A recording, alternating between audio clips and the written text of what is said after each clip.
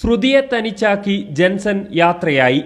മുണ്ടക്കൈ ഉരുൾപൊട്ടൽ ദുരന്തത്തിൽ ബന്ധുക്കൾ നഷ്ടപ്പെട്ട ചൂരൽമല സ്വദേശി ശ്രുതിയുടെ പ്രതിശ്രുത വരൻ ജെൻസൺ മരണത്തിന് കീഴടങ്ങി. അമ്പലവയൽ ആണ്ടൂർ പരിമളത്തിൽ ജയൻ മേരി ദമ്പതികളുടെ മകനാണ് ജെൻസൺ. ഇന്നലെ കൽപ്പറ്റ വെള്ളാരംകുന്നിലുണ്ടായ വാഹനാപകടത്തിൽ ഗുരുതരമായി പരിക്കേറ്റ് ചികിത്സയിലായിരുന്നു. മേപ്പാടി സ്വകാര്യ മെഡിക്കൽ കോളേജിൽ തീവ്രപരിചരണ വിഭാഗത്തിൽ ചികിത്സയിലിരിക്കെയാണ് അന്ത്യം സംഭവിച്ചത്. വെന്റിലേറ്ററിന്റെ സഹായത്തോടെയാണ് ജെൻസന്റെ ജീവൻ നിലനിർത്തിയിരുന്നത്. തലയിലും മൂക്കിലും രക്തസ്രാവം ഉണ്ടായിരുന്നു. ഇടിയുടെ ആഘാതത്തിൽ തലച്ചോറിനും ക്ഷതമേറ്റു. മരുന്നുകളോട് പ്രതികരിച്ചിരുന്നില്ല.